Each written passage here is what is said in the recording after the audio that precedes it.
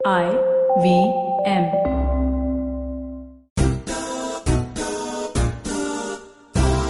High, welcome to Golgappa with Trupti Khamkar. आणि like we know की आता new normal is this normal असं मला वाटायला लागलंय. कारण मी आता सर्रास लोकांसाठी थांबत नाहीये की आपला लॉकडाऊन कधी संपेल आणि लोक कधी माझ्या स्टुडिओमध्ये येतील आणि कधी मी त्यांच्यासोबत अगदी जवळून छान चेहरा पाहून गप्पा मारीन. पण आपला गोलगप्पा चालत राहायला पाहिजे आणि आपले सगळे एपिसोड तुमच्यापर्यंत दर बुधवारी पोचायला पाहिजेत. म्हणून मी आता हे डायरेक्ट रिमोटलीच रेकॉर्ड करायला चालू केलंय. तर चुकून जर लॉकडाऊन संपला असेल आणि तरी हे जर घरच्या घरी रिमोटली रेकॉर्ड केलेले तुमच्यापर्यंत लो क्वालिटीचे पॉडकास्ट येत असतील तर मला प्लीज माफ करा. पण I am just making sure की आपल्याकडे इनफ स्टॉक आहे, आपल्याकडे इनफ एपिसोड रेडी आहेत दर बुधवारी तुमच्यापर्यंत पोहोचायला. सो वेलकमिंग बॅक टू आजचा विषय, आजची आपली पाहुणी. अशी खूप लोक मला रॅन्डमली भेटत असतात, कुठेतरी नाटकाला गेल्यावर, कुठेतरी रांगेत भेटतात आणि मग ते काही वर्षांनी पुन्हा एकदा तुमच्या समोर येऊन उभी राहतात आणि मग ते आपल्याला कळतात की अरे ही तर भाडीपाची काकू आहे. तशी आजची आपली पाहुणी आहे Savita Prabhune. Hi Savita. Hi Trupti. Welcome to Golgappa. Thank you so much. Thank you very much. अगं, आय वॉज वेटिंग की आपली काही खूप म्हणजे माझी लाडकी लोक आहेत जी खूप इंटरेस्टिंग आहेत. आपल्या रॅन्डम गप्पा होत असतात की एकदा आपण पहिल्यांदा भेटलो होतो सितारा स्टुडिओच्या बाहेर आणि तेव्हापासूनच मला असं Correct. वाटलं की काय काय फॅन्सी आहे ही बाई. हिचं नाव एकतर सविता प्रभुणे आहे, त्याच्याबद्दलच मला खूप वाव वाटत होतं. आणि मग असं हळूहळू आय रिअलाइज वन डे की ओ ओ दिस इज भाडीपाची काकू. Oh were in the same family. आणि मग असं अजून एक ओ मोमेंट झाला जिकडे ओ तुझं लग्न झालं आणि तू गोविंदनगरला आलीस बोरिवलीच्या, म्हणजे जिथे मी वाढले. वाव असं. आणि ते oh you are on Golgappa. Hi, how do you feel about it? I really feel fine, nice, fantastic की I am speaking to you and I am able to talk to you. माझं नाव सविता प्रभुणे ठरवून ठेवलेलं नव्हतं. की असं असतं ना की ठरवून ठेवतात नावं, तसं नव्हतं झालेलं. आणि 82 साली जेव्हा माझा जन्म झाला तेव्हा सविता प्रभुणे या मला म्हणजे सिनेसृष्टी पटलावर नव्हत्या किंवा नाट्य क्षेत्रात नव्हत्या. त्या शिकत होत्या. सो आईची आत्या NSD मध्ये लायब्रेरियन होती, लीला शिवरामय्या. आणि ती येऊ शकली नव्हती काही कारणास्तव माझ्या बारशाला. तर आत्याने विचारलं आईला मुलीचं नाव काय ठेवलं. आई म्हणाली सविता. आत्या म्हणाली अरे म्हणजे सविता प्रभुणे. तर ती म्हणाली हो Savita Prabhune. What is so great about it. तर ती म्हणाली अगं तसं नाही, आमच्या इथे एक सविता प्रभुणे शिकायला आलेली आहे आणि आजच तिचा कोर्स संपला. आज म्हणजे आज असं नाही, एवढ्यात तिचा कोर्स संपलाय आणि आम्ही तिचं तिकीट बुक करून आलोय आणि मराठी आहे ती मुलगी आणि आता काहीच दिवसात तुला येईल नाव ऐकू. वाव. त्यानंतर आय गेस म्हणजे I am not so sure, this is subject to correction, की त्यानंतरच त्यांनी महाराणी पद्मिनी हे नाटक केलं आणि नंतर त्या खूपच प्रतिथयश झाल्या. अनेक सिनेमे आणि नाटकं त्यांनी केली.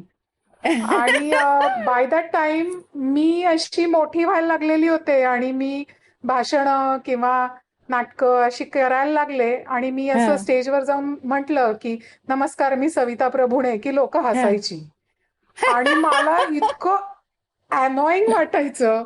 मी आईला म्हणायचे शी काय घाण नाव ठेवलंय, माझं नाव ऐकलं की सगळे हसतात. तर आता आई म्हणायची अगं हसतात म्हणजे त्या नावाच्या रिझेम्बलन्स साठी हसतात. करेक्ट. असं काही तुला हसत नाहीत, पण लोकांना फार गंमत वाटायची त्या नावाची. वेल, तर आता आपल्याला तुझ्या नावाची गंमत कळलीच आहे. पण माझ्या लिस्नर्ससाठी की ही तुम्हाला जर माहिती असेल भाडीपाची, जर तुम्ही काही स्केचेस पाहत असाल, जर फॅन्स असाल तर तुम्ही हिला पाहिलंय चोरी करताना. हॉटेलमधून. ही ती प्रसिद्ध भाडीपाची काकू आहे.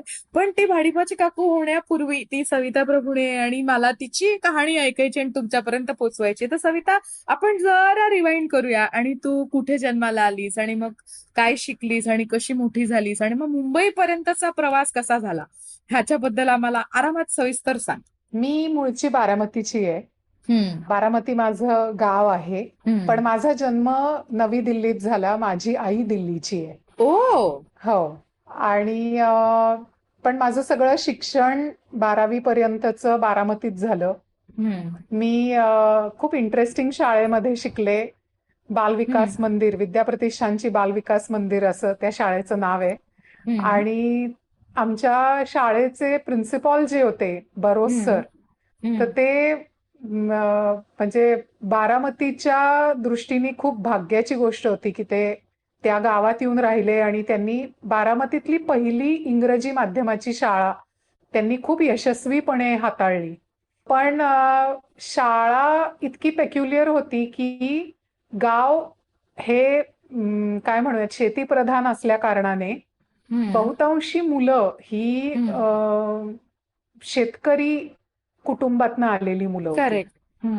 आणि ती इंग्रजी माध्यमात शिकत होती. म्हणजे जे अनेकदा परवडू शकणार नव्हतं की मुलांना पुण्याला ठेवायचं किंवा मोठ्या शहरांमध्ये ठेवायचं, इंग्रजी माध्यमाच्या शाळेत घालायचं. आत्ताच्या फिया जर बघितल्या आपण तर त्या दृष्टिकोनातनं त्या काळात बारामतीमध्ये इंग्रजी माध्यमाची शाळा असणं ही खूप काय म्हणूयात भाग्याची गोष्ट होती. ऑफकोर्स. आणि छोटं गाव असलं की सर्व म्हणजे 12 बलुतेदारांची मुलं त्या शाळेत येऊ शकतात, शिकू शकतात. आणि शाळेचा जीव अगदी छोटा असला तरी पण तुम्हाला समाजाचा एक क्रॉस सेक्शन त्याच्याबरोबर जगायला तुम्ही शिकू शकता. तर तसं त्या शाळेचं होतं की सर्व जाती धर्माची आणि सर्व स्तरातली मुलं तिथे शिकत होती. आणि तिथे माझं 10वी पर्यंतचं इंग्रजी माध्यमातनं शिक्षण झालं. आणि नंतर मला आर्ट्सच घ्यायचं होतं, मला सायन्स फॅकल्टीमध्ये जायचं नव्हतं. आणि खूप जणांना कदाचित बरं वाटलं असेल की मी सायन्सला गेले नाही. माझे अनेक शिक्षकच त्यात आहेत. म्हणजे मला विनोदानी एक म्हणायच्या शिक्षिका माझ्या की आम्ही जो प्रॉब्लेम म्हणून तुला देतो ना मॅथ्समध्ये किंवा केमिस्ट्रीमध्ये, तर त्याचं उत्तर म्हणून तू जे देतेस ना ते सोडवूच शकत नाही आम्ही. इतकं ते गहन असतं. म्हणजे प्रॉब्लेम सोडवू शकतो पण उत्तर म्हणजे कसं काय तू रिॲक्शन बॅलन्स करतेस किंवा अरिथमॅटिकल गणित कशी, म्हणजे कसं हे उत्तर आलंच कसं, मला दाखव बरं कसं केलं तू. इतकं माझं गणित वाईट होतं. आणि जीनियस आहेस तू, कळलं ना. नाही त्यामुळे मी असं डिक्लेअर केलं होतं की मी सायन्स अजिबात घेणार नाही, मला आर्ट्सच घ्यायचंय. आणि माझ्या आईने माझ्यासाठी सायन्सचा फॉर्म आणला होता. आणि ती सारखी मला म्हणायची, हळूच म्हणायची की मला असं वाटतंय सायन्स घ्यावं, मला असं वाटतंय सायन्स घ्यावं. तर मी तिला म्हणलं तुला वाटतंय ना सायन्स घ्यावं, मग तू सायन्स घे परत, पण मी घेणार नाही. आणि मी माझ्या वडिलांना सांगितलं की तुम्ही डिक्लेअर करा पोरगी 10वी पास आहे. हिनी जर मला बळजबरी केली तर म्हटलं मी शिकणारच नाही अजिबात. इतकं क्लिअर होतं माझ्या डोक्यात. मग तिने दुसरं अस्त्र काढलं माझ्या आईनी. ती म्हणाली मी तुला पुण्याला पाठवणार नाही इतक्या लहान वयात, आणि बारामतीमध्ये तुला आर्ट्स फॅकल्टी जर घ्यायची असेल तर ती मराठी माध्यमातूनच तुला घ्यावी लागेल. मी म्हटलं मी घेईन, मला चालेल, मला काही हरकत नाहीये. तर म्हणजे इंग्रजी माध्यमातनं मराठी माध्यमाकडे मी स्विच झाले. इतर लोकांचं उलट होतं, उलट असतं माझं उलट झालं. पण त्यात सुद्धा मी गमती जमती केल्या. म्हणजे सणावळ्या मला व्यवस्थित यायच्या नाहीत. 37 म्हणलं की 7वर 3 का 3वर 7, कारण पाढे वगैरे सगळे इंग्रजीत झालेले होते. करेक्ट. तर हिस्ट्रीचे माझे जे प्राध्यापक होते ते माझ्यासाठी सणावळ्या इंग्रजीतनं सांगायचे, म्हणजे शिकवताना सुद्धा.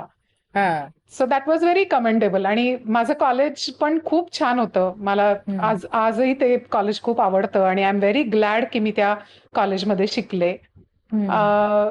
तर तिथे पण म्हणजे मी एकदा वाचताना माझी आजी माझा अभ्यास घ्यायची, कारण मराठीतनं इकॉनॉमिक्स शिकायचं, मराठीतनं समाजशास्त्र हा. शिकायचं, मराठीतनं हा. इतिहास शिकायचं. ही अवघड बापरे. गोष्ट आहे थोडीशी. म्हणजे इकॉनॉमिक्सची व्याख्या मला अजून पाठ आहे की मानवाच्या अमर्याद गरजा मर्यादित परंतु पर्यायी उपयोगाच्या साहाय्याने मेळ घालण्याच्या दृष्टीने करण्यात येणाऱ्या मानवी प्रयत्नांचा अभ्यास ज्या शास्त्रात केला जातो त्याला अर्थशास्त्र असं म्हणतात. माझा सादर प्रणाम प्लीज स्वीकार कर इकडनं, या टोकापासनं, की वाव, हे जर मला वाक्य कोणी दिलं ना बोलायला स्क्रीनवरती, तर मी तुला बोलवेन. मी सांगेन, सविता प्लीज हे डब कर. करीन, डब करीन, नक्की डब करीन. तर एकदा मी वाचताना असं म्हटलं आजीला, इंग्रजांनी भारतात अनेक वरवारी स्थापन केल्या. तर ती म्हणली काय केल्या? म्हटलं वरवारी. म्हणली म्हणजे काय? म्हटलं काय माहिती, केल्या. तर ती म्हणली दाखव मला. मग मला म्हणली अगं वखारी आहे हे सविता, वरवारी नाहीये, वखारी आहे. ओ गॉड. वरवारी. मला असं म्हणजे वाटतंय की इतकं तू इतके छान मराठी शब्द देणार आहेस आपल्याला आजच्या एपिसोड मध्येच, की खूप भारी मजा येते मला ऑलरेडी. वरवारी. हा हा, पुढे पुढे, मला आवडते तुझी गोष्ट. तर आणि मग त्या कॉलेजमध्ये आमचं 11 ते 5 कॉलेज असायचं. आणि त्या कॉलेजमध्ये गेल्याने मी खूप गोष्टी शिकले असं मला वाटतं. कारण तिथे अजिबात सधन कुटुंबातली मुलं नव्हती. खूप क्वचितच एखादं बऱ्या परिस्थितीतलं मूल आर्ट्स फॅकल्टीमध्ये असायचं. म्हणजे माझ्या कित्येक मैत्रिणी या आजूबाजूला धुणं भांडी करायला जायच्या आणि एक वेळचा डबा सुद्धा त्या खाऊ शकायच्या नाहीत, अशा परिस्थितीत त्या होत्या. आणि त्यामुळे मला आईनी सांगितलं होतं की जरी तू कॉलेजमध्ये जात असलीस, कारण ती त्या कॉलेजमध्ये शिकवायची, ती सिनियर कॉलेजमध्ये शिकवायची. आणि मी तिला दरवेळेस विचारायचे की आई अगं तू किती छान छान साड्या आहेत आणि तू आपल्या 6 साड्या काढतेस आणि त्याच कित्येक वर्ष झालं नेसतीयस. तर ती मला म्हणाली सविता मला खूप क्रिमिनल वाटतं की आपली संपन्नता आपण प्रदर्शित करतो. त्यामुळे ते ती का म्हणते हे मला बघायला मिळालं की का असं ती म्हणते. आणि लोकांना शिक्षण घेणं सुद्धा किती दुरापास्त आहे. घरचे ते जेव्हा अर्निंग मेंबर्स असतात तेव्हा पार्ट टाइम नोकरी करणं, आणि गावामध्ये सुद्धा अशा नोकऱ्या उपलब्ध नसतात. तुम्हाला कुठेतरी असं जाऊन काहीतरी करावंच लागतं की उदाहरणार्थ एखाद्या दुकानात काम केलं किंवा कोणाकडे धुणं भांडी केली. पण आपण जर त्या दुकानात गेलो, म्हणजे मी समजा गेले आणि तिथे मला ती व्यक्ती दिसली, तर त्याला ते खूप अवघड जायचं की मला असं काम म्हणजे त्याच्यात काही कमतरता वाटायची नाही, पण अशा परिस्थितीतनं आपण आलेलोय हे माणसाला कुठेतरी लपवावं असं वाटतं. तर ती बाजू मला बघायला मिळाली आणि मला असं वाटतं की त्याचा माझ्या आयुष्यावर खूप परिणाम झाला. So I am really very thankful की मी त्या कॉलेजमध्ये शिकले आणि त्या ह्याच्यात शिकले. पण आमचे सगळे शिक्षक अफाट होते, सगळे उत्तम शिक्षक होते आमचे. माझे सगळे मित्रमैत्रिणी, फॉर दॅट मॅटर आमचा सगळा वर्ग अतिशय छान होता. आणि ते कुठल्याही बॅकग्राऊंड मधले असोत, काही असो, पण अतिशय हुशार मुलं होती ती सगळी. आणि कितीतरी स्किल्स होते त्यांच्यात, कितीतरी स्किल्स होते. आणि आजही माझा त्यातल्या काही जणांची संपर्क आहे, मैत्री आहे. आणि त्यातले काही काही आता प्राध्यापक झालेले आहेत, काही काही आर्ट टीचर्स झालेले आहेत, काही काही जण प्राचार्य झालेले आहेत, काही वकील झालेले आहेत. So I am really very proud of them. They have really made something out of their lives. I'm really very, very proud of them. पण माझं 12वी झालं आणि 12वी नंतर मग मी SP कॉलेजमध्ये पुण्याला आर्ट्स फॅकल्टीमध्येच फर्स्ट इयरला ऍडमिशन घेतली. आणि मी हॉस्टेलमध्ये राहायचे आणि मी इंग्लिश लिटरेचरमध्ये मेजर्स केलं. Wow. So that was how I came to Pune. Mumbai travel असतो तसं झालं ते की इंग्लिश मराठी इंग्लिश. हो हो हो. वाव. तर हा. मग मी एसपी मध्ये आले आणि तिथे हम्म. हॉस्टेलमध्ये राहिले. तिथे SP was all together a very different world आणि hmm. It was a very nice place to be at. Hmm. तिथे गेल्यानंतर मग मी सुमन करंडक नाट्यवाचन स्पर्धा असायची हम्म. सिम्बायसिसमध्ये, हम्म. त्यात भाग घेऊ शकले. हम्म. पुरुषोत्तम करंडक मध्ये भाग घेऊ शकले. मला बक्षिसं पण हम्म. मिळाली. आमच्या नाटकांना हम्म. बक्षिसं मिळाली. मी हम्म. तिथे वादसभा जॉईन केली होती. हम्म. त्यामुळे महाराष्ट्रभरातल्या स्पर्धा, वक्तृत्व स्पर्धा, वादविवाद स्पर्धा या हम्म. मी करू शकायचे. बारामतीत एक खूप चांगली स्पर्धा भरते, जिचं नाव आहे मोरोपंत वादविवाद वक्तृत्व स्पर्धा. बारामतीत हम्म. दोन साहित्यिक, त्यांचं ते कार्यक्षेत्र आहे. बारामती हे कार्यक्षेत्र होतं असं आपण म्हणूयात. त्यातले हम्म. एक आहेत पंडिती काव्यातले मोरोपंत आणि हम्म. दुसरे श्रीधर स्वामी. तर त्यांनी बारामतीमध्ये राहून श्रीधर हम्म. स्वामींनी शिवलीलामृत लिहिलं आणि हा. मोरोपंतांनी केकावली, त्यानंतर म्हणजे आर्या यांची हम्म. रचना तिथे केली. त्यामुळे हम्म. ती एक स्पर्धा बारामतीत भरते. त्यामुळे मला लहानपणीपासून ती स्पर्धा ऐकायला आईने यायची हा. आणि मला असं वाटायचं की आपण या स्पर्धेत कधीतरी बोलावं. तर त्या वादसभेच्या निमित्तानं मी ते करू शकले. हम्म. आणि S P was a nice place as I said. त्याचं कला हम्म. मंडळ खूप समृद्ध होतं हम्म. आणि आमचं हॉस्टेल पण खूप, म्हणजे तिथे खूप मैत्रिणी मिळाल्या. परत त्या महाराष्ट्रातल्या कुठल्या कुठल्या भागातनं आलेल्या होत्या राईट. आणि त्या आज काय काय करतायत म्हणजे. So it was very lovely journey till then. Wow. Wow. आणि मग तिकडनं तू इथे मुंबईत कशी घुसलीस ग? नाही, थांब थांब, हा, लगेच अजून मुंबईत नाही आहे. घुसले मी. ओ, अच्छा अजून अच्छा, आहे, अजून आहे. बरंच आहे ओके अगं. Okay. Go for it, go for मग इट. तुझाच एपिसोड आहे बर. हा. तिथनं मग मी म्हणजे मी लिटरेचर केलं आणि लिटरेचर केल्यानंतर परत माझ्या आईला असं वाटत होतं की मी इंग्रजीची प्राध्यापिका व्हावी हा. आणि मला काही केल्या मला वकीलच व्हायचं होतं. हा.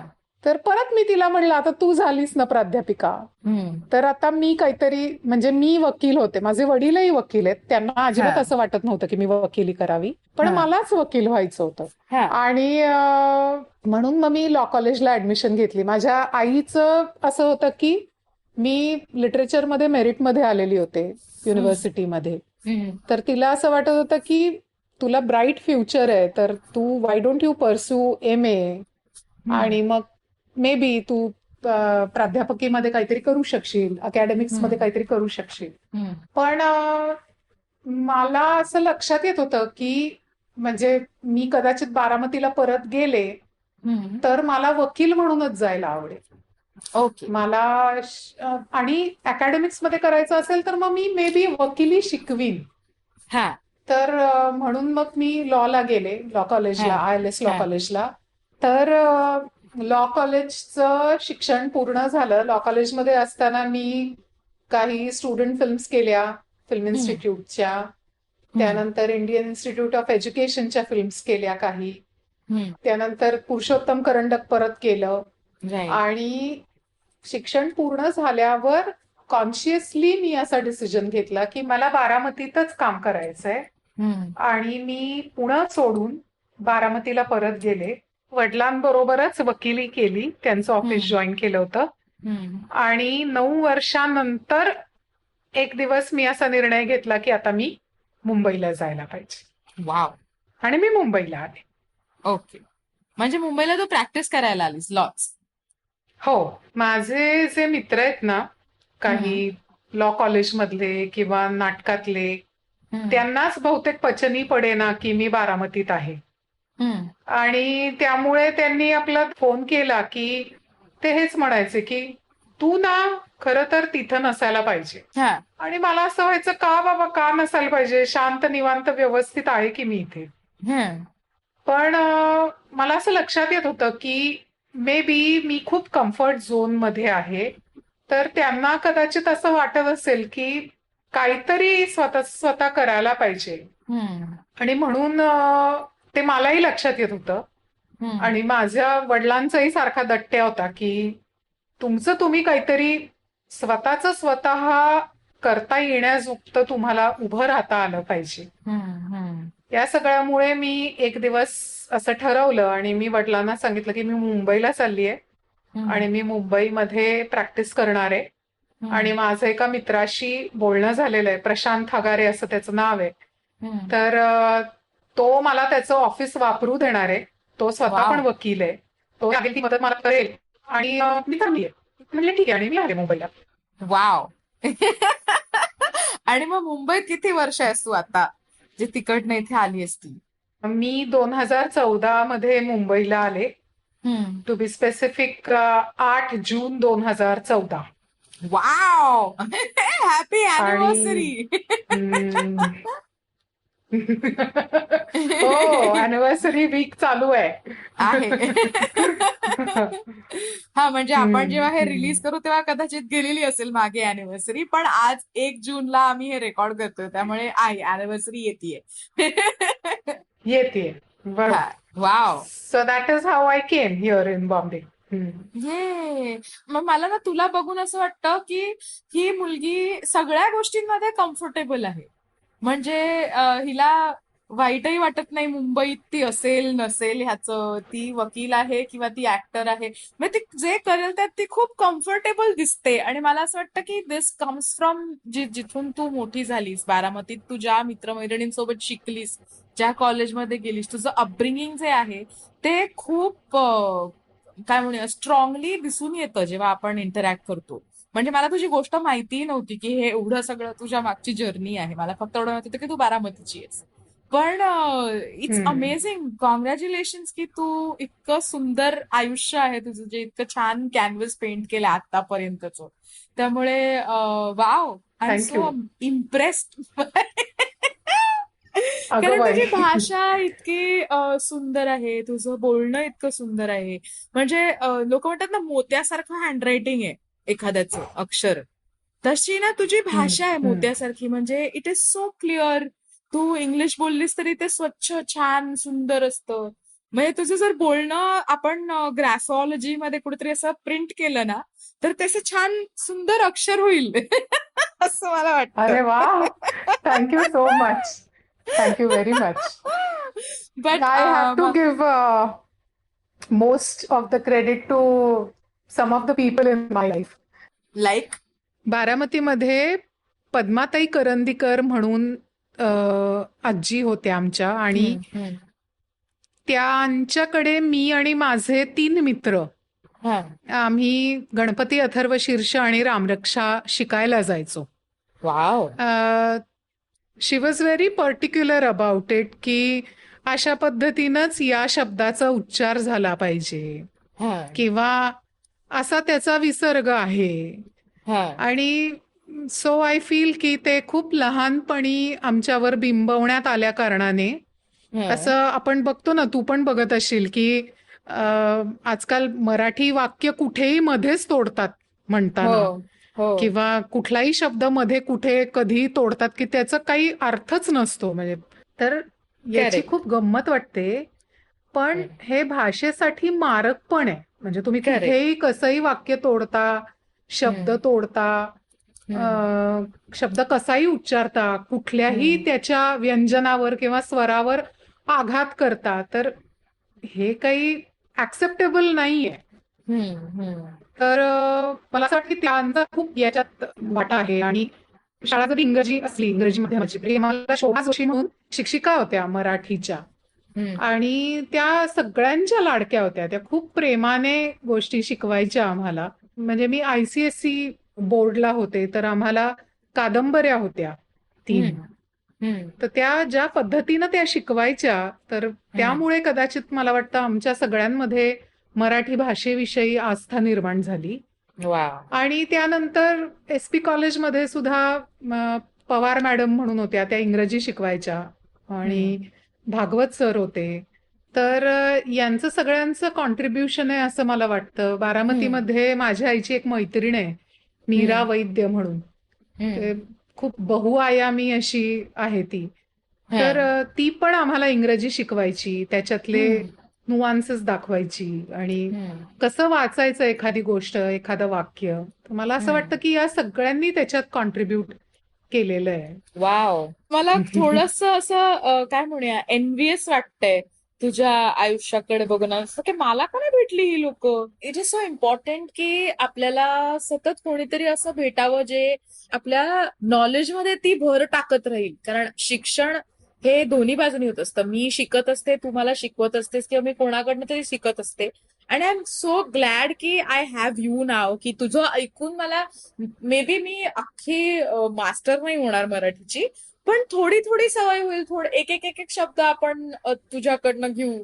किंवा इव्हन गोलगप्पा बरीच लोक जी नॉन मराठी आहेत ती ऐकतात आणि होपफुली त्यांनाही बरं. या भाषेचं हळूहळू समज व्हायला लागली या भाषेची, किंवा तेही मराठीत बोलायला लागतील. कारण मराठी किती सुंदर भाषा आहे असं मला वाटतं. कुठलीही भाषा सुंदर असते. खरंय. त्यामुळे खरंय. Wow man, I mean I am so happy की तुला अशी लोक सापडली तुझ्या आयुष्यात ज्यांनी तुला इतकं पण आता बघ, प्रोत्साहन दिलं.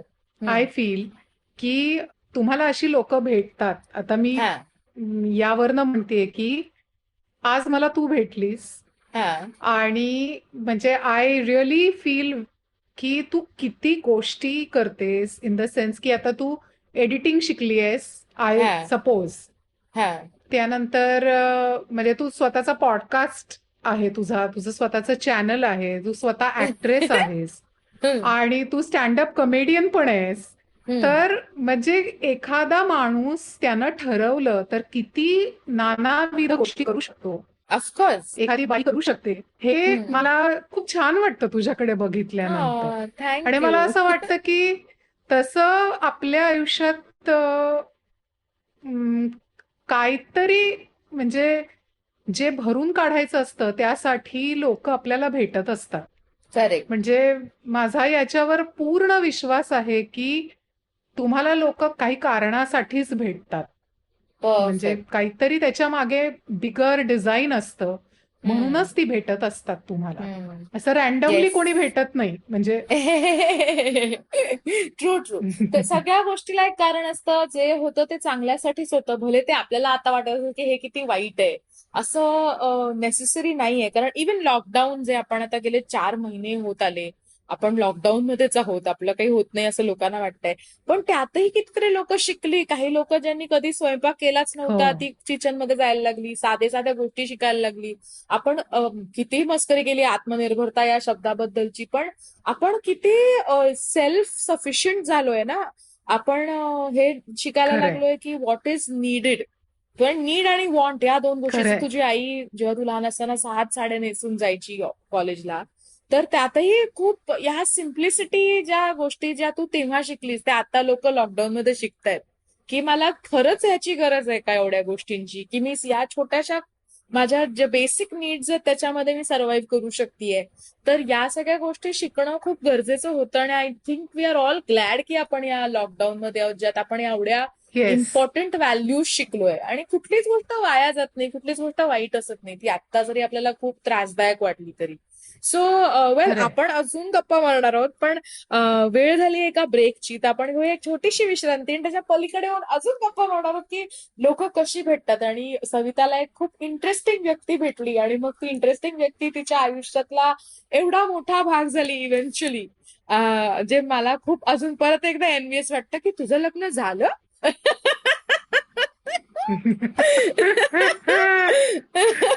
तर घेऊया एक विश्रांती, त्याच्या पलीकडे येऊन अजून बऱ्याचशा गोष्टी आपण गप्पा मारणार आहोत त्याच्याबद्दल. वेल, छोटीशी विश्रांती. All right. Hey everybody, welcome to another great week on the IVM Podcast Network. If you're not following us on social media, please do. We're IVM Podcast on Twitter, Facebook, and Instagram. I'd like to thank our sponsors this week, Paytm Money and Intel. Really, really fun week, and I think that you guys should definitely check out some of the stuff we did. So we had Shifa Mehta, who is the host of the show Smile India, on the Paperback Podcast. Really fun thing. On Edges and Sledges, our hosts had an episode just amongst themselves. No guests this time. Really fun show with lots of cool banter. I think you'll enjoy that quite a bit. On Storytellers and Storysellers, Vineet had Shrishti Bell on. Shrishti is the head of Netflix in India, and I think you'll really enjoy that conversation as well. Also, do check out Uncle Please Sit. Joel and Tushar had Anuya Chatakar on. Anuya hosts the popular YouTube channel Books on Toast. And don't forget others of your old favorites like The Habit Coach, Football Should Ball, All Things Policy. All of them are doing a great job during this pandemic, and you should definitely check them out. And with that, let's get you back to your show.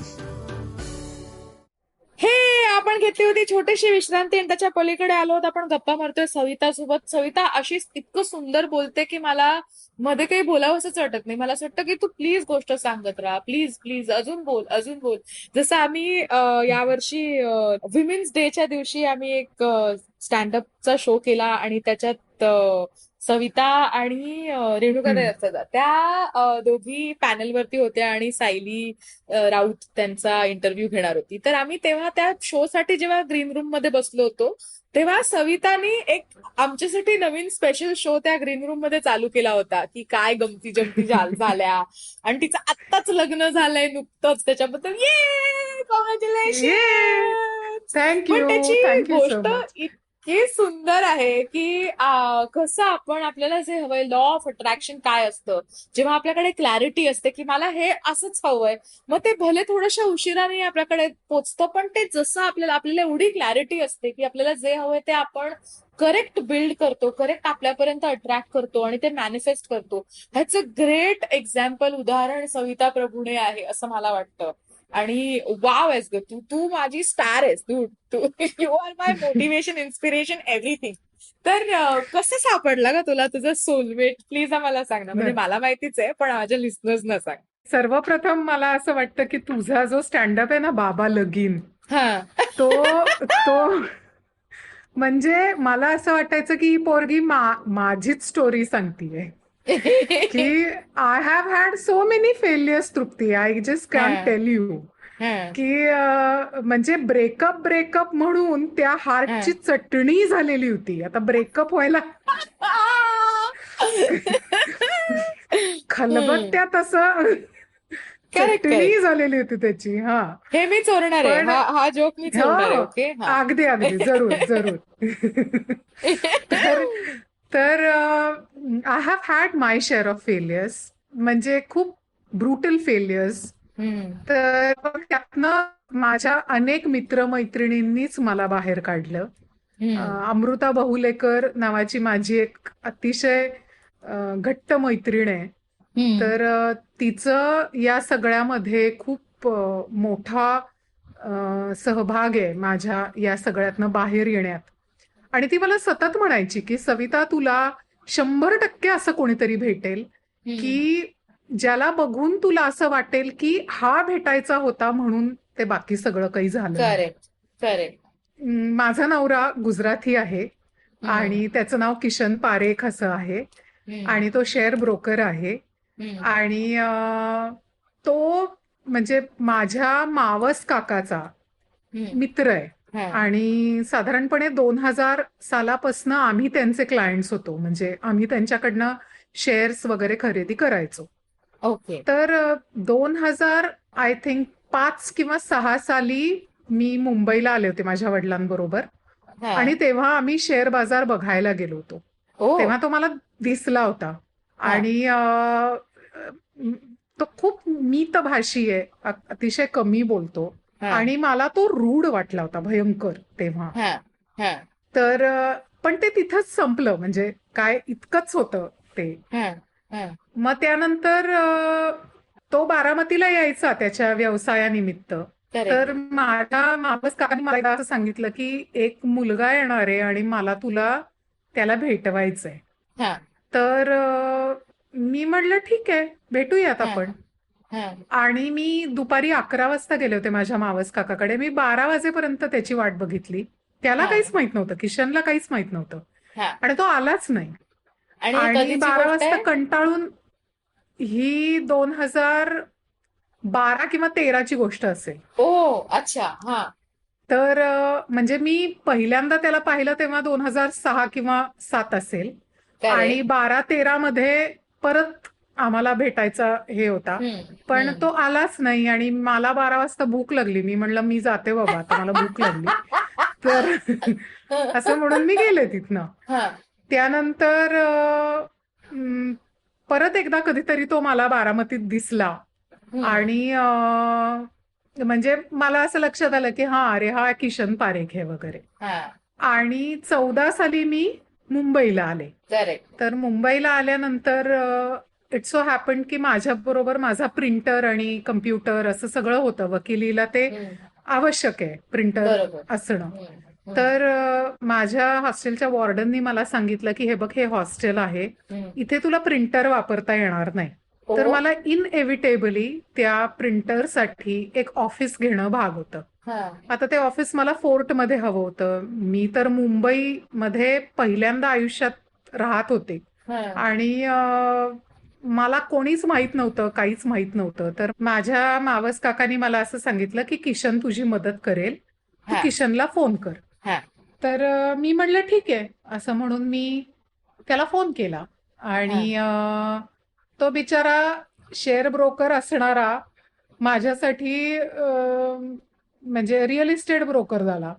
म्हणजे तो माझ्यासाठी offices शोधायला लागला. आणि मला असं लक्षात यायचं की मी त्याचा खूप वेळ खातीये. मुंबईतल्या लोकांना वेळेचं खूप महत्व असतं आणि त्याच्या कामामध्ये तो मलाही वेळ देत होता. आम्ही बरीच ऑफिसेस पाहिली आणि मी संध्याकाळी फोन केला काकाला आणि सांगितलं की अरे मला क्युबिकल नकोय, मला माझ्या ऑफिसला एक खिडकी पाहिजे आणि खिडकीतनं मला आकाश दिसलं पाहिजे. तर तो मला म्हणाला हे तू किशनला सांग. मी म्हटलं हो मी सांगितलं, पण म्हटलं त्यांनी असा काही चेहरा केला की जणू काही मला एक सोन्याचं सिंहासन हवंय. तो म्हणला अगं मुंबईत खिडकी आकाश वगैरे या गोष्टी खूप अवघड आहेत फोर्टमध्ये. पण ते मला माहिती नव्हतं अगं. म्हणजे आज असं इतकी काही जाणीव तेव्हा मला नव्हती. म्हणजे पुण्याला सुद्धा जेव्हा मी शिकायला गेले होते तेव्हा एक माणूस हे विकत होता, काय ऊस विकत होता आणि ऊसाचं पाकिट असं कर्वे केलेले छोटे छोटे ऊसाचं पाकिट 15 रुपयाला होतं. मी म्हटलं 15 रुपये. तर आणि मी म्हटलं अहो आमच्या गावात म्हटलं आम्ही असे तोडतो ऊस आणि खातो, 15 रुपयाला केवढूसा देताय तुम्ही. तर तो मला म्हणाला ताई इथं माती सुद्धा विकली जाते, ऊसाचं काय घेताय तुम्ही. तर सो ट्रू, सो ट्रू. माय गॉड. म्हणजे तर तसं मी किशनला सांगितलं की बाबा मला खिडकी पाहिजे आणि खिडकीतनं आकाश दिसलं पाहिजे. तो मला म्हणाला ठीक आहे बघूयात आपण. हे मी काकाला सांगितलं आणि काका मला म्हणाला बरं ते जाऊ दे, ते ऑफिस बिफिस नंतर बघ, तुला मुलगा कसा वाटला मला सांग. मी म्हटलं काय. तर मी म्हटलं छान आहे की तो मुलगा, काय त्याच्यात असतो. तो म्हणला अगं तुझ्या लग्नासाठीच असं मी विचारतोय. तर मी म्हटलं मी त्या दृष्टिकोनातनं नाही पाहिलं बाबा त्याला. तेव्हा माझ्याकडे कोणी त्या दृष्टीने पाहू शकतं हा विश्वास माझा संपलेला होता कम्प्लिटली. म्हणजे मी ऑलमोस्ट डिसाईड केलेलं होतं की आपण वकील होणार आहोत, म्हणजे वकिलीच करणार. वकील मी झालेलीच होते पण मुंबईत वकिलीच करणार आहोत आणि वकील म्हणूनच मरणार आहोत. आपण कोणाची बायको बिको होऊ शकत नाही, पार्टनर बिर्टनर होऊ शकत नाही. आपला अंत बहुतेक वकील म्हणूनच आहे. मी ऑलमोस्ट डिसाइडेड होतं माझं. तर तो मला म्हणाला की मी तुझ्या लग्नासाठी विचारतोय. मी म्हटलं अरे तू मला काय विचारतो, तू त्याला विचार. कारण म्हणजे एव्हाना मला इतके नकार येऊन झालेले होते आणि ते एक पझलच आहे मला असं वाटतं. ते क्विज मला कधी सुटलंच नाही. आणि म्हणजे स्क्रॅबलमध्ये कसं काही काही वॉवल्स तरी असतात, त्याच्याने एक शब्द होतो. मला असं वाटायचं की देवाने मला वॉवल्स दिलेच नाहीयेत बहुतेक या स्क्रॅबलमध्ये, त्यामुळे शब्दच होऊ शकत नाही की काय असं. तर म्हणजे लव्ह, मॅरेज वगैरे असे त्याच्यात कसे वॉवल्स असतात, तर तसं काही दिलंच नाही त्यांनी मला. LV असंच दिलंय फक्त, ओ आणि ई राहिलंच आहे बहुतेक म्हणून लव होत नाहीये असं झालं. तर तो मला म्हणाला ठीक आहे मी त्याला विचारतो आणि तुम्ही त्या दृष्टिकोनातनं भेटा आणि तुला कसा वाटतोय ते त्या दृष्टिकोनातनं तू मला सांग. तर मी आपली दररोज त्याला फोन करायचे आणि म्हणायचे चला ऑफिस बघायला. आणि तो बिचारा माझ्या बरोबर ऑफिस बघत यायचा. त्यालाही हे लक्षात आलेलं होतं की ही काय ऑफिस म्हणजे बघणं हे बहाणा आहे आणि दुसरंच काहीतरी चाललेलं आहे. पण मला हा. ते गैर वाटायला लागलं. म्हणजे मी म्हणलं की ह्याच्या जर मनात नसेल तर उगाचच असा वेळ एखाद्याचा वाया घालवणं काही बरोबर नाही. म्हणून मी हम्म. माझ्या हम्म. काकाला म्हटलं की अरे, रोजच मी त्याला सांगते मला ऑफिस आवडलं नाही आणि आम्ही रोजच भेटतो नवीन हम्म. ऑफिस बघायच्या बहाण्याने. हम्म. पण तू एकदा त्याला विचारून टाक काय आहे ते, हम्म. हम्म. आणि त्यानंतर काय जे असेल ते मला सांग. तर त्यांनी विचारलं, राईट. पण हा. यांनी कम्प्लिटली नकार असं त्यांनी सांगितलं. तोही कारण अनेक टक्के टोणपे खाऊन हम्म. आणि या क्षेत्रात त्याचा मला वाटतंय सेन्सेक्स वाढलाच नाही, तो क्रॅशच झालेला होता त्याचा. ओ गॉड. त्यामुळे त्यामुळे तो म्हणजे त्याला असं वाटलं की कशाला एक्सप्लोर करा, त्यापेक्षा आधीच नाही म्हणून टाका, असं म्हणून त्यांनी नाही म्हणून टाकलं. मग मी त्याला एक 2-3 दिवसांनी फोन केला आणि मी त्याला म्हटलं की हे बघ, मला हे संपूर्णतः कळलेलं आहे की तुला लग्नच करायचं नाहीये, पण माझी ऑफिसची निकड जेन्युइन आहे. हा. मला खरंच ऑफिस हवं आहे आणि हा. त्यामुळे तुला जर मिळालं एखादं ऑफिस 10,000 रुपयात तर मला प्लीज कळव. हा. तर तो मला कळवायचा, पण हा. Eventually we lost touch with each other. हा. आम्ही हा. बोलेनासे झालो एकमेकांशी. आमच्या कुटुंबाचा व्यवहार चालू होता. हा. आम्ही म्हणजे त्यांच्याकडनं शेअर्स घ्यायचो. We did not cease to be their clients. That was very much intact. माझ्या काकाची त्याची मैत्री होती, पण आम्ही एका कारणासाठी भेटलो होतो आणि त्या म्हणजे ते कारण त्याला पुढे न्यायचंच नव्हतं म्हटल्यानंतर मग आमचं भेटणं बोलणं हे काहीच झालं नाही. करेक्ट. 14 साली जे भेटलो तेवढंच. त्यानंतर मला एक ऑफिस मिळालं माझंच. आणि मी माझ्या काकाला सांगितलं की मला असं वाटतंय की कर्टसी म्हणून मी त्याला सांगावं. मी त्याला सांगितलं की मला ऑफिस मिळालंय आणि please you come for a cup of T. तर तो आला आणि माझ्या ऑफिसला एक खिडकी होती आणि त्या खिडकीतनं आकाशही दिसायचं. He was wow. Graceful enough to come. So he came आणि आम्ही छान अर्धा तास गप्पा मारल्या आणि तो परत गेला आणि ते तिथेच थांबलं परत. ओके. आणि त्यानंतर 2018 मध्ये इन द मीन हा. टाइम मी मुलं बघत होते. म्हणजे मी हा. प्रपोजल ना भेटत होते, मुलं बघत होते. मला वाईट अनुभव येत होते, त्या वाईट अनुभवांमध्ये भर पडत होती. चटणी होत तर होती म्हणजे बेसिकली. चटणी होत होती. हो, चटणीमध्ये मिरची, त्यानंतर चिंच असं घालून ती जहालही होत होती. आंबटही होत होती, खारटही होत होती, सगळं. तर हे सगळं झालं आणि बारामतीला मी एकदा गेलेली होते आणि लोकसभेचे इलेक्शन्स होते. तर लोकसभेच्या इलेक्शन मध्ये म्हणजे ज्या दिवशी इलेक्शन होते त्या दिवशी आमचा परत एक कॉमन फ्रेंड आहे, फॅमिली फ्रेंड. म्हणजे तो त्याचाही मित्र आहे आणि आमचाही मित्र आहे. हा काका नाही, वेगळा आहे, गिरीश देशपांडे म्हणून. तर तो त्या इलेक्शन मध्ये खूप एक सक्रिय काहीतरी करत होता आणि झालं असं की तो इलेक्शन बूथ मध्ये होता. म्हणजे आत जिथे आपण हे करायला जातो, मत द्यायला जातो, त्या मतदान केंद्रात होता आणि त्याच्याकडे मोबाईल होता. तर जे इलेक्शन ऑफिसर होते त्यांनी त्याला सांगितलं की मोबाईल तिथे ठेवा, तुम्हाला इथे अलाउड नाहीये असं आत आणणं. तर तो शोधत होता कोणीतरी की ज्याच्याकडे तो मोबाईल देऊ शकेल आणि त्याला मी दिसले. आणि तो मला म्हणाला, सविता तू घरी चालली आहेस का? मी म्हटलं हो. तर तो मला म्हणाला की माझा मोबाईल प्लीज घेऊन जाशील का, इथे अलाउड नाहीये आणि मी तर घेऊन आलेलो आहे असं. म्हटलं हो मी घेऊन जाते ना, काही प्रॉब्लेम नाही. म्हटलं फोन आले तर काय करू मी?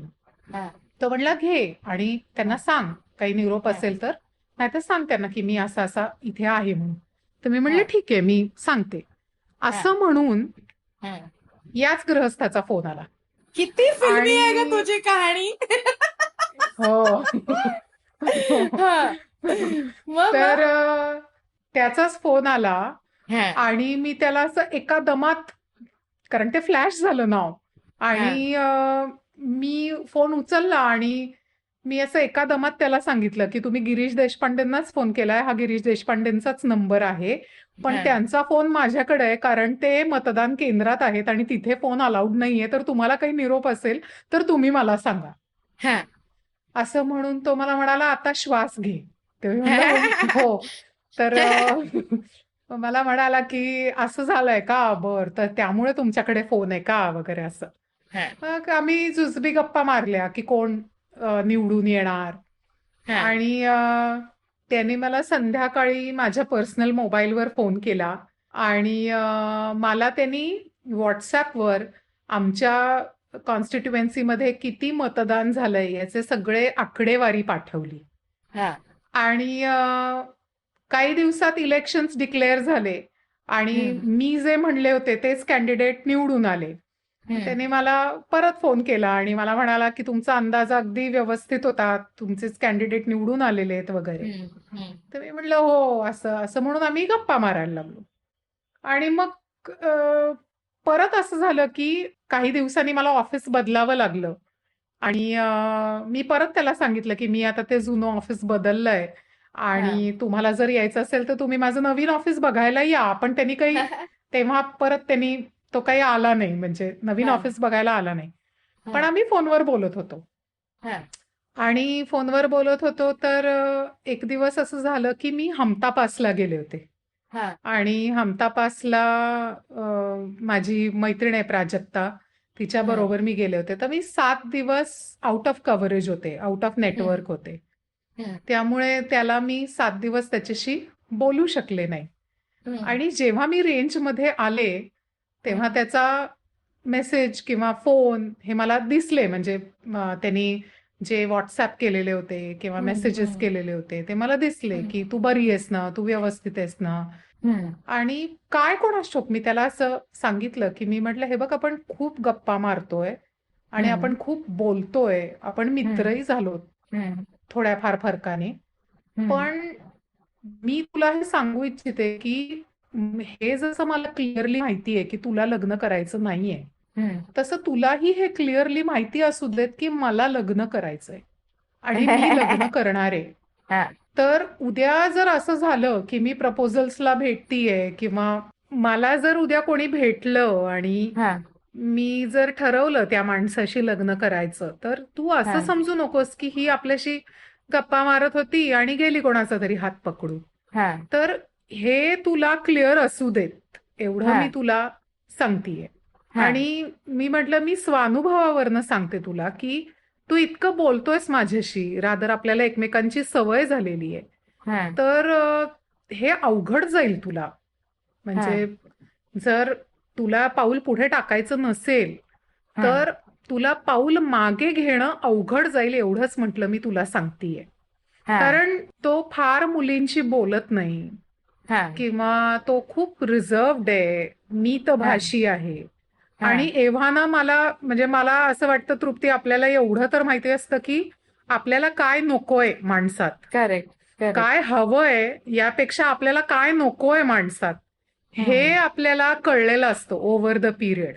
इतके अनुभव आल्यानंतर मला हे नको, हे नको, हे नको, हे माझं खूप क्लिअर होतं. माणसात काय हवंय असण्यापेक्षा काय नकोय ह्याच्यावर मी ठाम होते. आणि ज्या ज्या गोष्टी नको होत्या त्या गोष्टी त्या याच्यात नव्हत्या. म्हणजे याच्यात कुठलाही डामडौल नव्हता, याच्याकडे क्लॅरिटी होती. तर त्यामुळे साधा सिंपल माणूस जसा असतो तसा तो होता. सरळ, ज्याच्याशी डील करणं सरळ आहे, सोपं आहे, अवघड नव्हता. तर हे मी त्याला सांगितलं आणि तो मला म्हणाला की तू परत ये आणि त्यानंतर आपण बोलूया. त्यावरनं मी असा अंदाज बांधला की काहीतरी याच्यातनं निष्पन्न होणार आहे, या तर हो या तर नाही काहीतरी. हमताबादमध्ये मी असताना तिथे लँडस्लाईड झाले होते आणि मी जवळजवळ 24 ते 36 तास अडकलेली होते. तर त्या सगळ्या पिरियडमध्ये मला त्याची काळजी लक्षात येत होती आणि मी परत आले, सुखरूप परत आले. आणि त्यानंतर 10 सप्टेंबरला कसली तरी सुट्टी होती, मला लक्षात नाही, कदाचित ईद होती. आणि मी मरीन ड्राईव्हवर माझ्या एका मैत्रिणीसोबत फिरायला गेले होते. मी तिथेच राहायचे हॉस्टेलमध्ये, वर्किंग विमेन्स हॉस्टेलमध्ये. तर मला त्याचा फोन आला आणि तो मला म्हणाला की मला तुझं जरा ना KYC करायचंय, म्हणजे नो युअर क्लायंट, तर तुझे डिटेल्स मला पाहिजे, आधार कार्ड वगैरे असं. मी म्हटलं अरे सगळं तुझ्याकडे दिलेलं आहे की. मला म्हटलं नाही, जरा अपडेट करायचंय, तर प्लीज आली की मला फोन कर ना. मी आले आणि परत आले आणि मी फोन केला त्याला. फोन केल्यानंतर तो मला म्हणाला असं नाही, आंघोळ बिंघोळ कर, तयार हो आणि मग सगळं घेऊन बस डिटेल्स. मी आंघोळ केली, कपडे बदलले आणि डिटेल्स घेऊन बसले. तर तो मला म्हणाला, की "अगं, तुझ्या हॉस्टेलमध्ये ना नीट ऐकूच येत नाही. हा त्यामुळे तू प्लीज पोर्चमध्ये येशील का?" मी पोर्चमध्ये हा येऊनच बोलायचे त्याच्याशी. हा मी पोर्चमध्ये आले आणि तो समोरच उभा होता. हम्म, आणि एकदा असं झालं होतं, की तो मला म्हणाला होता, की "टिटवाळ्याच्या गणपतीला तू गेलीयेस का?" जेव्हा आमचं हे हा बोलणं झालेलं नव्हतं तेव्हा. हा तर मी म्हटलं, "नाही, मी नाही गेले." तर तो मला म्हणाला, "एकदा आपण जाऊयात." हा तर मी म्हटलं, "ठीक आहे." हा आणि मी म्हटलं, "कधी? या शनिवार रविवारी?" म्हणजे आम्ही जेव्हा मैत्रीपूर्ण गप्पा मारत होतो तेव्हाची गोष्ट आहे ही.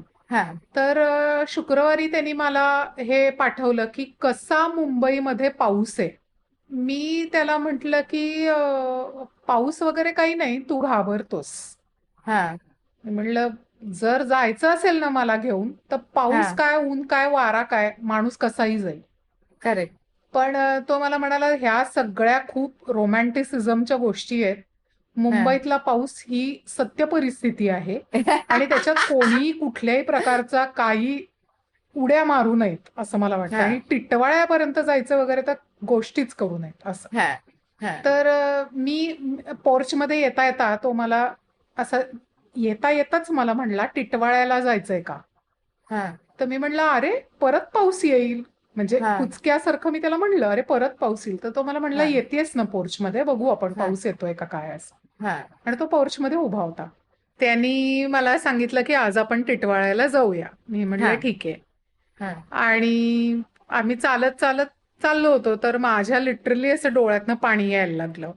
हा तर टॅक्सी आम्हाला दिसली आणि मी टॅक्सीत बसले. टॅक्सीत हा बसल्यानंतर आम्ही सांगितलं टॅक्सीवाल्याला, की आम्हाला सीएसटीला जायचंय. हा आणि त्यांनी मला विचारलं, "क्या हुआ?"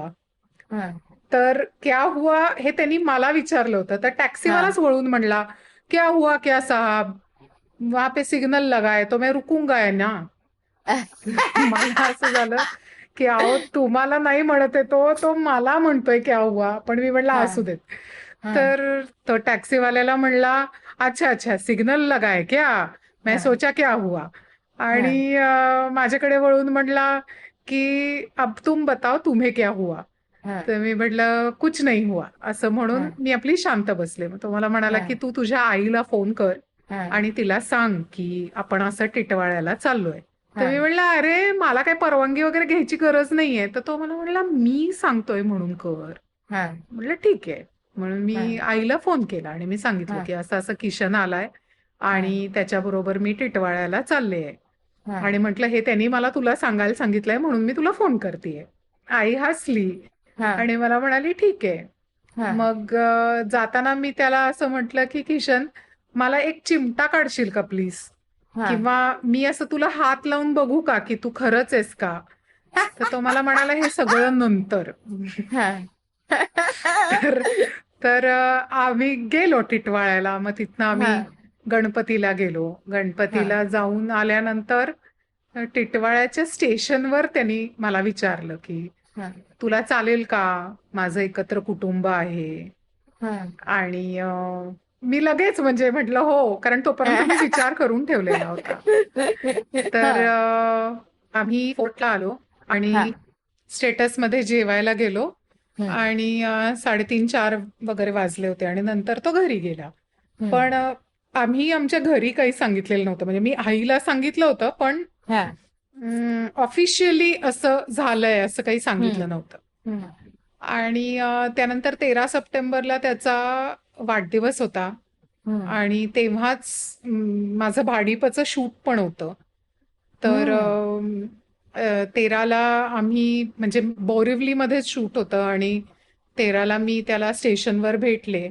तो मला शूटच्या तिथे सोडायला आला. तर आमचा ओमकार म्हणजे भाडीपचा जो ओमकार जाधव आहे, तो सारखा मला म्हणत होता, "घ्यायला येऊ का मी तुला?" मी म्हटलं, "नको, नको, नको, नको. मला आज तर तू अजिबातच घ्यायला येऊ नकोस." तर तो मला म्हणाला, "अगं, तू या वेळेत निघालीयस, या गाडीने असं तू मला पाठवलंस. ती गाडी पोचलीये बोरिवलीच्या स्टेशनवर." म्हटलं, "असू देत ओमकार, मी कोणाला तरी भेटतीये आणि त्यानंतर मी येते शूटला." असं म्हणून मी गेले शूटला आणि शूट संपवून मी आणि राया आम्ही असं संध्याकाळी ट्रॅव्हल केलं पुण्याला. कारण त्यानंतर माझं नाटकाची तालीम होती. वारंवार कुरुक्षेत्री नावाचं नाट्य ज्याच्यात मी काम करते. तर मी पुण्याला गेले आणि पुण्याला गेल्यानंतर काय कोणास ठाऊक माझी खूप अँझायटी वाढली रात्री. आणि मी त्याला म्हणलं की हे बघ किशन, आपण हे आता काहीतरी याचा सोक्षमोक्ष लावायला पाहिजे, कारण आपण कधी सांगणार घरी. तर तो मला म्हणाला ठीक आहे, एक काम करूया, आपण तुझ्या मावस काकाला फोन करूया आणि दोघं त्याला सांगूया. आणि तो जो फॅमिली फ्रेंड आहे ज्याच्या फोनमुळे आम्ही परत कनेक्ट झालो, तो गिरीश देशपांडे, त्याला पण फोन करूया, त्याला पण सांगूया आणि ते दोघं जाऊन तुझ्या बाबांशी सांगतील. बोलतील. करेक्ट. मग सांगतील. तर आम्ही त्या दोघांशी बोललो आणि मला म्हणाला आता मी घरी सांगतो. तर इट सो हॅड हॅपन की त्याच्या ताईने आधीच घरी सांगितलेलं होतं आणि घरचे म्हणत होते की तो जेव्हा सांगेल तेव्हाच आपण बघू, तोपर्यंत आपण काहीच बोलायला नको. म्हणजे घरचेच त्याची फिरकी घेत होते. आणि त्यांनी घरी सांगितलं आणि सांगितल्यानंतर त्यांनी फोन केला मला आणि तो मला म्हणाला की घरी ऑलरेडी सगळ्यांना माहिती आहे. तर मी म्हटलं अरे बापरे, मग आता या जगात एकच माणूस उरला सांगायचा आणि ते माझे वडील. तर मला त्यांना सांगायला पाहिजे, तर मी त्यांना फोन आता कधी करू? तर तो मला म्हणाला आत्ताच करू. मी म्हटलं अरे आता 11 वाजलेत, ते झोपले असतील. मला म्हणलं असू देत, इतकी महत्वाची बातमी आहे आणि तुला सांगायची तर तू आत्ताच फोन कर आणि आत्ताच बोल त्यांच्याशी. असं म्हणून मी त्यांना रात्री 11ला फोन केला. वडिलांना मी वकील म्हणते आणि त्यांना फोन केला आणि मी म्हणलं वकील किशन तयार झालाय आणि उद्या दोन्ही गिरीश तुमच्याकडे पुढचं बोलायला येतील. एवढंच मी म्हटलं आणि मी फोन ठेवला. आणि दुसऱ्या दिवशी माझ्या घरात जो काही गोंधळ झालाय, कारण माझ्या वडिलांनी आमच्या आईला विचारलं किशन कोण. तर आई म्हणली अहो असं काय करताय, आपण त्यांच्याचकडनं शेअर्स घेतो. ते म्हणले हो का, बर बर बर ठीक आहे. तर ते म्हणाले तो म्हणे लग्नाला तयार झालाय. तर म्हणले तो लग्नाला तयार झालाय तर ही का आनंदली.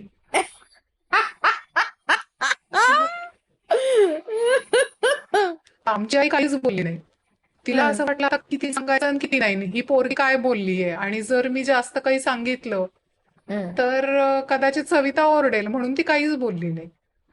त्यांनी परत विचारलं, म्हणजे दोन्ही गिरीश त्यांच्याकडे आले तेव्हा गिरीशला त्यांनी विचारलं की तो एक किशन पारेख लग्नाला तयार झालाय. ते म्हणले मला कळलं, पण ही का हुरळली, हुरळली असं शब्द होता त्यांचा, ही का हुरळली आता.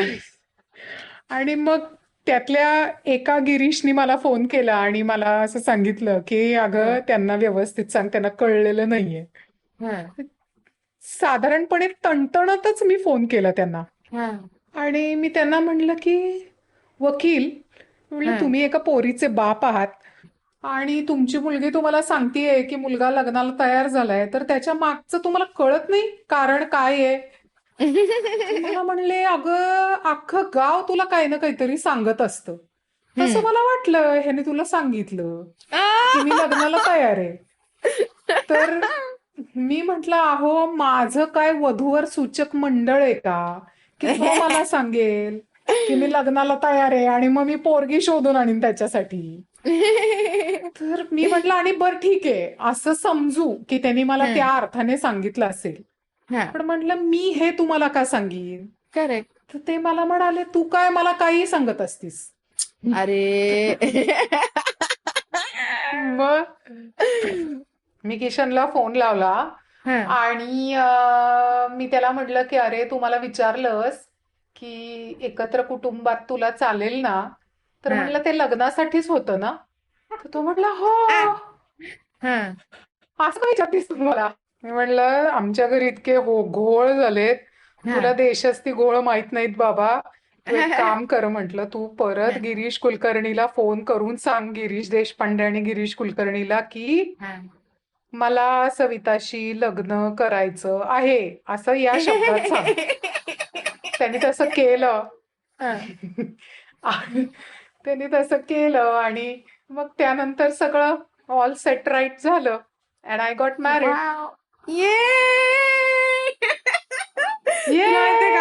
माझ्या Trupti, what I want to tell you is yes, moral of the story.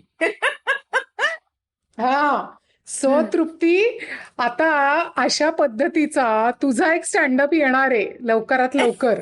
मला माझा नवरा कसा भेटला. ऑफकोर्स लॉकडाऊन संपल्या लगेच. पण मला इतकं मस्त वाटतंय लगेच की नाही, हा आजचा एपिसोड पण इतका तुझा वेगळा स्टँडअप आहे. येणार आहे असं मी तुला म्हणतेय. तेच मी म्हंटल, मला कळलं, मी वकील नाहीये, मी तृप्ती आहे.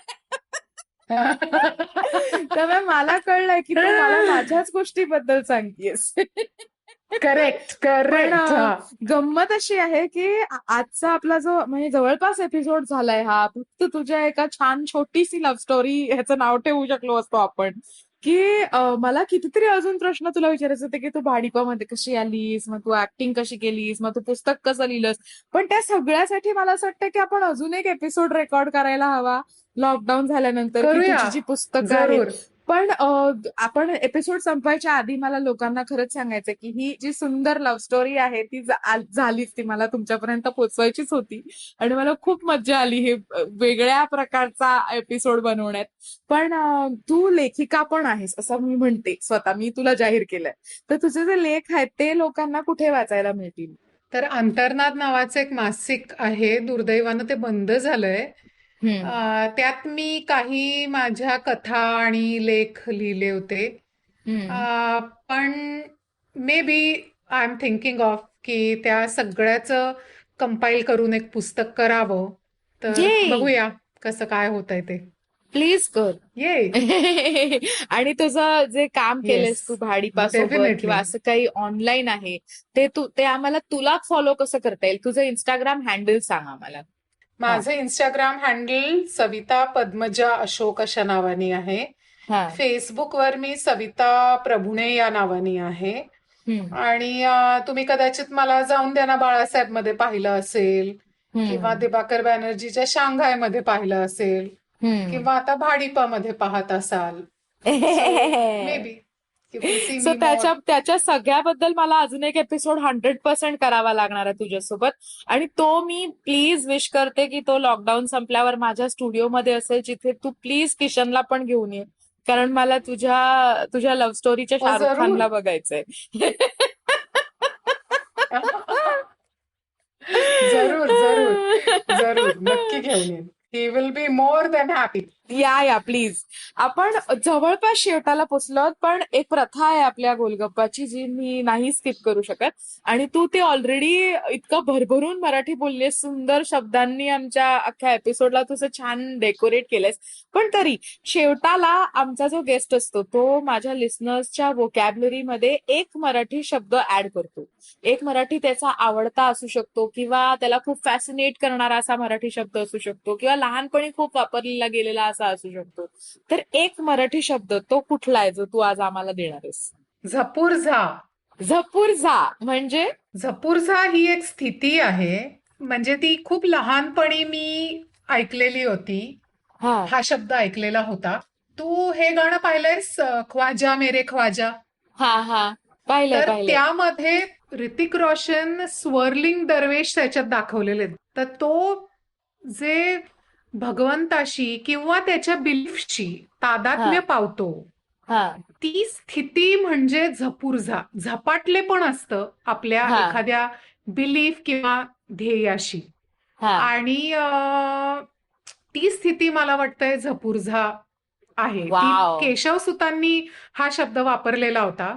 हा. आणि म्हणजे हर्ष खेदते मावळते, हास्य निवाले, अश्रू पळाले, कंटक शल्ये बोथटले, मखमालीची लवड वठली, काही न दिसे दृष्टीला, प्रकाश गेला तिमिर हरपला, काय म्हणावे या स्थितीला, झपुर्झा गडे झपुर्झा. असा तो शब्द ओ. आहे केशवसुतांनी वाव. जो त्यांच्या कवितेमध्ये वापरलेला आहे.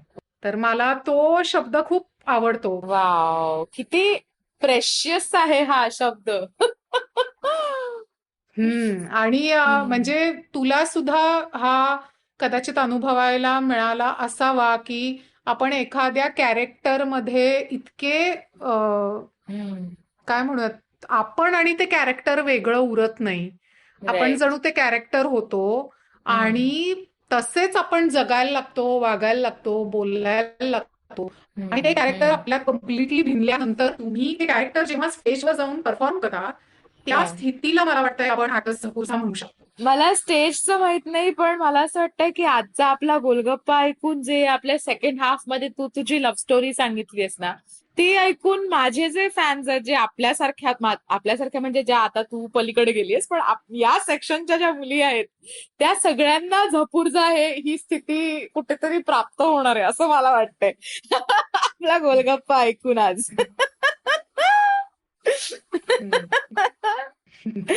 लवकरच तुम्ही या बाजूला याल असं मला वाटतंय. ये आय एम रेडी. पण थँक्यू सो मच. आपण अशा प्रकारे आपल्या या एपिसोडच्या शेवटाला पोचलो आहोत आणि अनफॉर्च्युनेट आहे की हे लॉकडाऊन आहे आणि आपण एकमेकींना समोरासमोर भेटलो नाही, कॉफी पिता पिता गप्पा मारल्या नाहीत, पण त्या अजून बऱ्याचशा गप्पा उरलेल्या आहेत. पण आजचा हा आगळा वेगळा एपिसोड हा खरंच वेगळा आहे. हा एपिसोड तुम्हाला कसा वाटला आम्हाला प्लीज कॉमेंट्स मध्ये लिहून पाठवा. सविताला प्लीज फॉलो करा इंस्टाग्रामवर आणि फेसबुकवरती.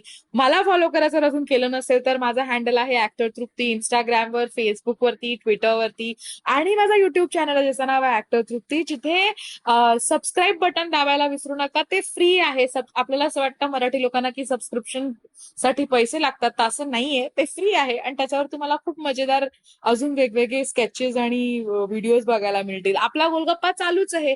तर हा एपिसोड कसा वाटला हा प्लीज आम्हाला स्टोरीज मध्ये टॅग करून सांगा, आम्हाला कॉमेंट मध्ये लिहून सांगा. प्लीज प्रेम पाठवत राहा आणि IVMचे अजून बरेचसे पॉडकास्ट आहेत त्यांना ऐका. ऑल्सो एवढं सगळं झाल्यानंतर पुढच्या बुधवारी आपण येतोच आहोत पुन्हा एकदा नवीन गोलगप्पा घेऊन. तोपर्यंत bye bye.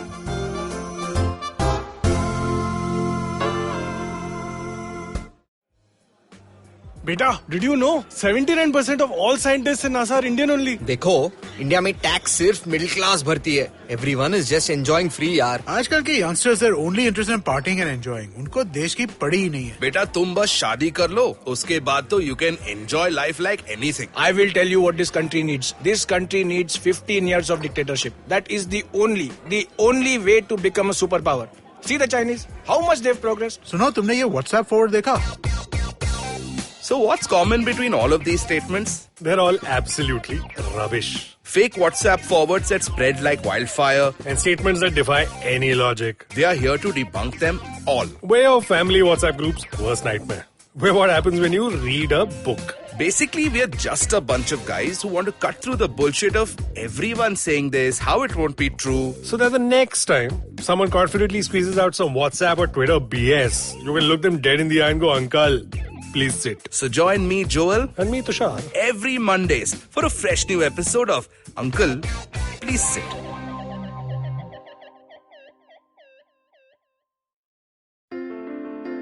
Entertainment is like food for the brain. It's a window to culture and a great way to understand the world around us. The internet has changed what it means to be an entertainer, creating new storytellers with millions of fans. It has spawned a new breed, the story-sellers, those behind the scenes creating the business for this ecosystem. They work with brands, platforms and channels who are keen to capitalize on an audience hungrier than ever for more stories. I am Vineet Kanabar, and I have a ringside view to how stories are told and sold. On my show, I bring you creators, artists, executives, and marketers for a freewheeling conversation around the business of entertainment.